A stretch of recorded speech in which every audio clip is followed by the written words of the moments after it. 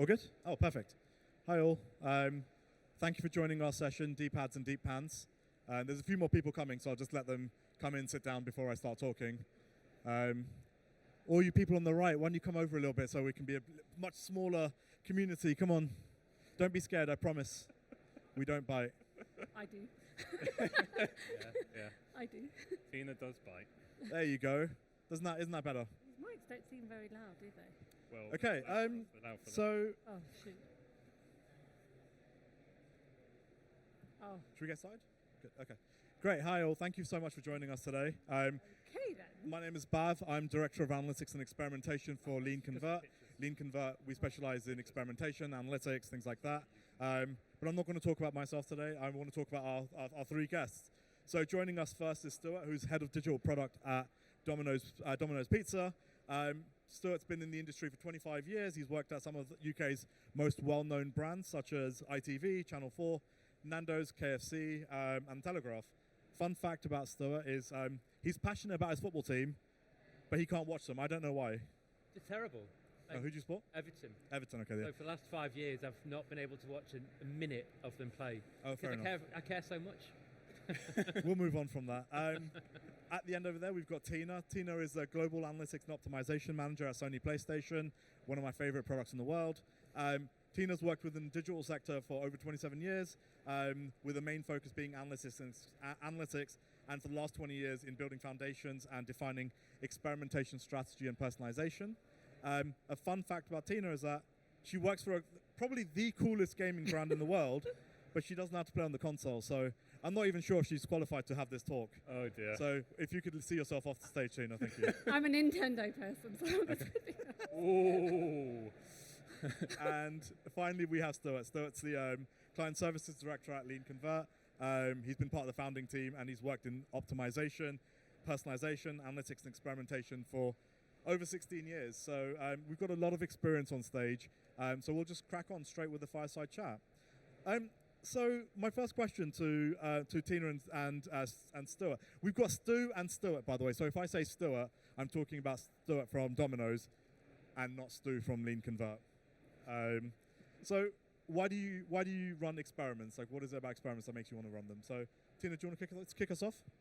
Yeah, I guess the first thing to say, experimentation is not all about driving revenue and leads. It's about actually learning about your customers and understanding what they engage with and how they sort of interact with your website and what experience that you can give them that's going to make them get to their goal quicker. So that's what experimentation to me is all about, is driving that better experience for the user and being more customer-centric.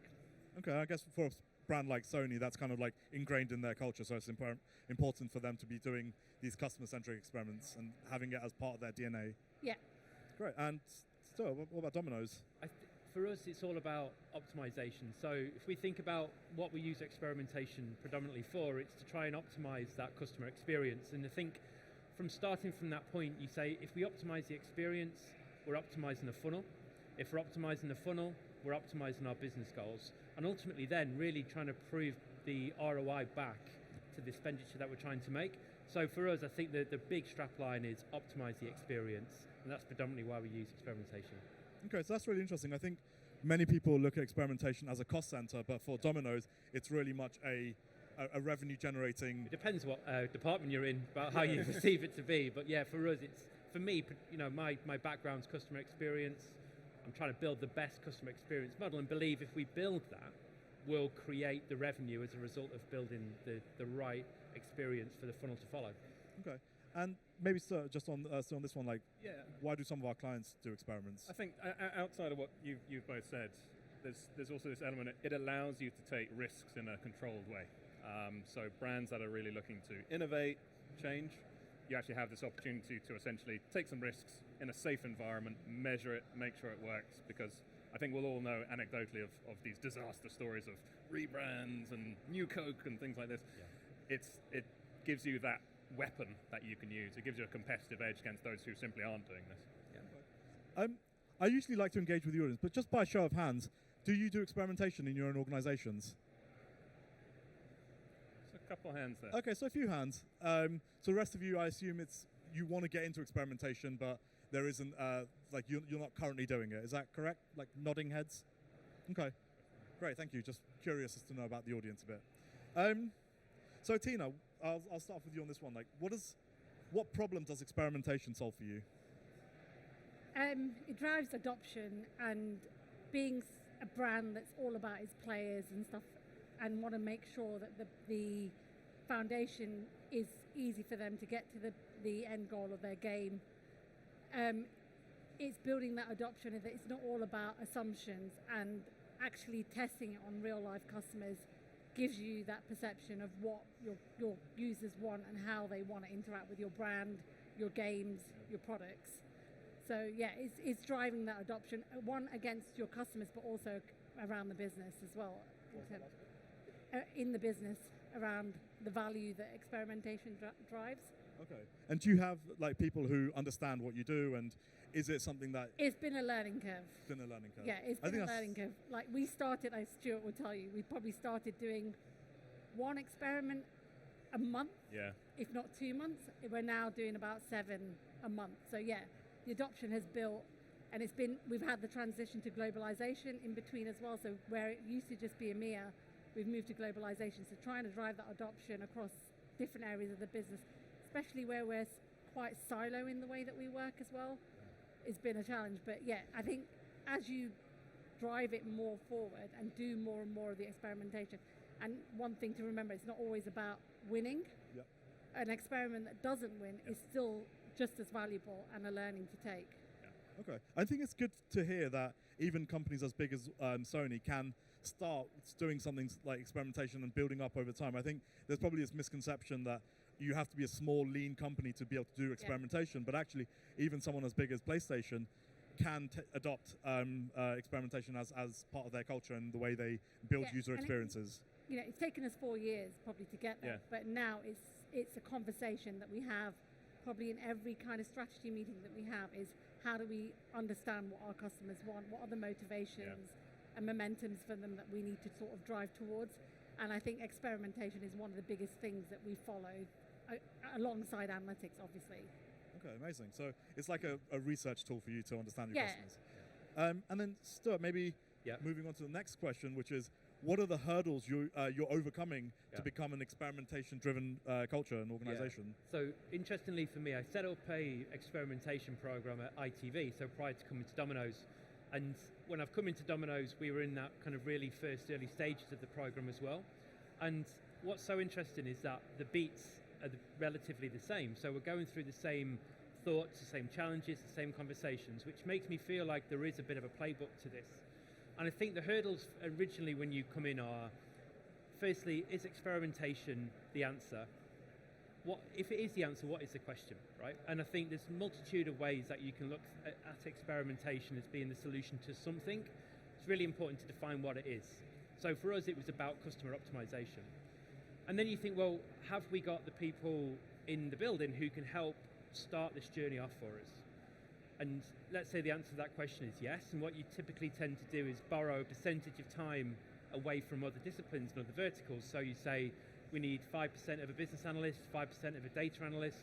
We've got someone who can do data science over here. Let's take some of their time if they're willing to give it. You need engineering, you need a backlog, you need testers, right? So if you can convince enough people to give you 2% of their time, you can start building out your case for a personalization, experimentation, and MBT program. And that's typically what we did at Domino's. So first year we ran incredibly lean. We proved the business case for experimentation. And then, we brought in, powerhouses like LeanConvert to really help us mature that program and start making a strategy. Because initially we treated it like an experiment in on itself. Now we're at the phase of going, we can turn this into a 6-month strategy, 12-month, 2-year, 5-year. So it's that inflection point when you go, we've proven it. The conversations we can have are data backed, and we can start selling this program into the people who can help us build that maturity. Okay, and then, so it sounds like you don't necessarily need to have a full team in place to be able to start an experimentation program. Absolutely not. No. If you've got so I'll give you an example. So our app is predominantly Firebase is the code repository we use. Out of the box, there's a multitude of things you can do. in terms of experimentation. The really hard part is validating your proof point and saying, actually, let's say I ran experiment A and it made me £100,000 in a month. Someone somewhere in the business is going to say to me, prove it. And that's the point you've got to go, okay, well, this is how I've proven that. So it's really taking your finding, validating it, and really spending the time to justify those small wins so you can justify the spend when it comes down to larger amounts in the future. And in terms of from like a technology perspective, Yeah. did you have to have that in place in order to even get off the ground, or do you utilize some other method to be able to do this? You can really look at it through lots of different lenses. If you read every book on personalization, you could spend £40 million on a program from day one, or you could say we're going to go and ask some people in a store what they think. That kind of guerrilla marketing approach, guerrilla testing approach, just getting some real world feedback. I mean, at the very lowest end of the scale, there's lots of freemium tools out there that you can just use, or a free trial with a small startup that's going to allow you to get some insight. The second you've got that insight, you can capitalize on it. Yeah. Okay, so proving that's right up front, Yeah, at sort of like a minimum cost as much as possible to be able to get that validation. But I think treat your setup like an experiment in on itself. Okay. Hypothesis, results. Yeah. And Stu, maybe you could talk about some of our customers, what hurdles they've had to face to. Yeah, we work across a spectrum of different companies, obviously these guys here, but businesses in different sectors. The common theme is what you were just touching on there, which is you need a lot of different disciplines to do this well. And you need to lean on them in different ways. Sometimes it's more analytical, sometimes it's more creative, sometimes it's technical. And it's a challenge to get through, because depending on what you're working on, you need more or less of it. Yeah. And it's difficult to kind of have that as an internal team saying, I need these people to work on this, but I might only need 10% of you this month, and then I'm going to need you loads next month or next week.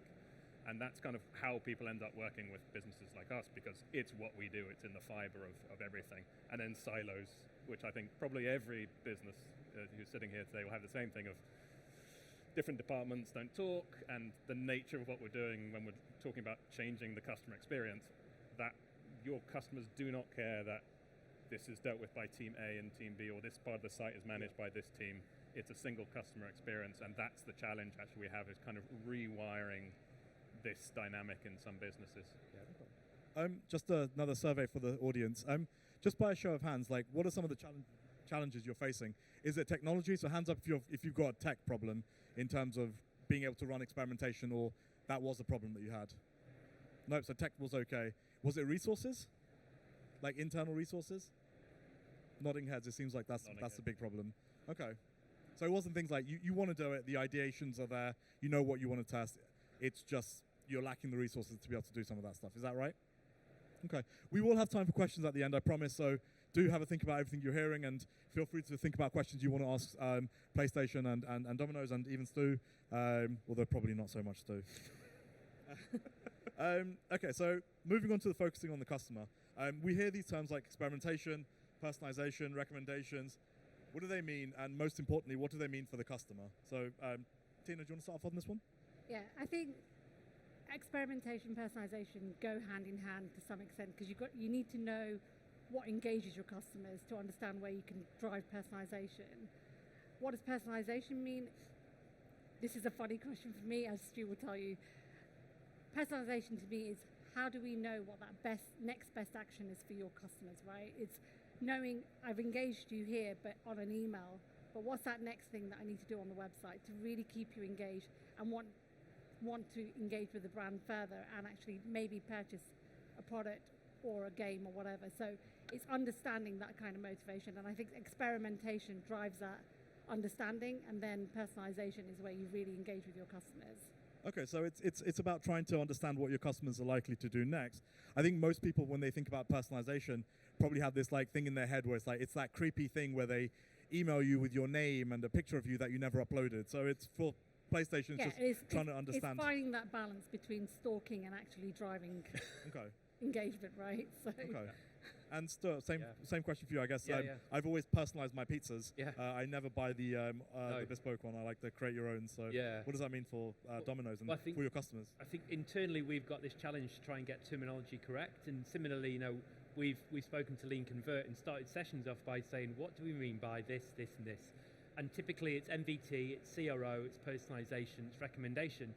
So internally, I'm trying to, the term experiment is probably where it starts from. And then personalization is almost a gradient from that. So you go, an MVT test is a variation of a experiment, well, multiple variations of an experiment. You've then got CRO, which is a variant of MVT in terms of where we're focusing, and personalization is trying to focus on an area of CRO. So to me, I've got a job as head of digital products to help our business understand this. And as it grows, it needs to be better understood. To the customer, what I think I've found is that people are very willing to give data if it's used in the right way. And that creates a bit of a dichotomy between you trying to go, I'm going to personalize your experience, but I'm not going to tell you it's personalized. I'm just going to hope you understand that it is. So let's say you come into Domino's 3 or 4 times a year. Do you ever realize that there's a level of personalization on there? Or do you just assume that we happen to put your favorite pizza at the top because it's everyone's favorite pizza? So how do you know we've used your data in the right way? So we're trying to do 2 things: make personalization transparent, but also make it understood by the customer. And I think there's probably a journey we need to take customers on to appreciate how we're using their data, not just to squeeze money where we can, because that's not what we're trying to do, but to enrich that experience. Okay. I mean, you're a business at the end of the day, so it has to be a goal, but actually putting the customer first and trying to understand. But then I guess also is, does the customer know about our new pizza? Well, let's say we've launched, a brand new pizza this week, and you come in 4 times a year, like I say, so you've not been for 6 months, and you're seeing the pizza you always order. How do they realize our depth of catalog has grown? Yeah. And it's so hard to convince people to kind of buy another pizza in terms of experiment with foods. I mean, it is with a delivery. So what are we really trying to achieve with personalization is that wrestle that we have. Yeah. Okay. I mean, I always see the ad, so I always know what's the latest. But I think the ethics of sort of like how we're using data is a really good topic. Maybe not one for today, because we'd probably fill a week with that type of conversation. Yeah. So this brings me on to kind of like my last work-related question. I do have a couple of fun questions for both Tina and Stuart. How do you measure the value of experimentation? Like, and maybe Stuart, you can go on this one first. So I think there's a succinct answer to this, which is in a way the CFO understands. And the reason I say that is because I've tried so many different ways and methods. What matters is there's a spreadsheet with a figure that the CFO translates into revenue, CapEx, OpEx this year, next year. And I think if he doesn't or she doesn't understand that figure, how on earth are you meant to justify the program's existence? So there's so many ways you can do this. And we've literally at Domino's, we've probably tried 4 or 5 different ways. Unless you can really articulate to finance how the spend is being spent and what you forecast that spend to be next year, which is incredibly difficult in this space, it's almost irrelevant. So I'd kind of say whatever the financial team understand. Yeah. Okay. Tina, anything different to add to that? I think for me, it's more about proving value through what you do, and that then drives adoption again across the business. And now we're at a place where I have so many teams coming up to me and saying, I want to learn this about our customers, or I want to understand how this works across our customers. And it's all about then doing those kind of experiments. Some are based on assumptions, but it's testing that assumption and proving whether it is actually going to drive the value that's expected throughout the business. And in terms of measurement, I think having the right measurement framework behind what you're doing is quite key. Incremental revenue, I guess, is probably one of the main kind of metrics that our organization looks for. Yep. And that is not like what did that one test drive? It's that test and learn approach, and what's that incremental revenue at the end of it. Okay, that makes sense. I like to use the closest to the money model and work backwards. Yeah. So start where the revenue happens and work backwards from there. Yeah. Okay. In 30 seconds, what's been your favorite experiment that you've ever run, and like were there any unexpected results or learnings that you didn't expect? So maybe Tina, for you. I think for me, it's not one experiment, it's more the strategy behind it. Is we tend to test on 2 markets first and then roll out to other markets.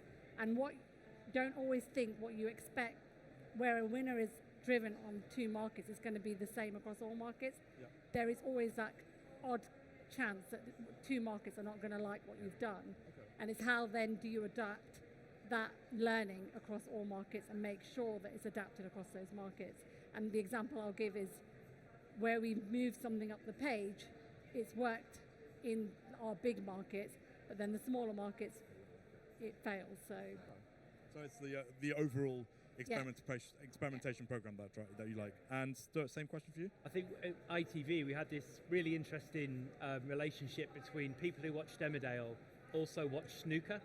And when we came to doing a kind of recommended for you next, actually turns out that it wasn't the same person watching the Emmerdale and the snooker. It might have been the same household, but not the same person. So that was quite interesting to look at the data and go, oh yeah, wow, this is amazing. Actually, not so great. That is absolutely brilliant. Correlation and causation, all that stuff. Okay, and again, maybe 30 seconds. What does the future of experimentation look like? Stu, maybe you want to start with this one? I think obviously AI and ML are going to be a huge player in this space and are today. What I find really interesting though is how consumer behavior is going to pan out. I think people are becoming more and more aware that their engagement with the site dictates their experience when they come back.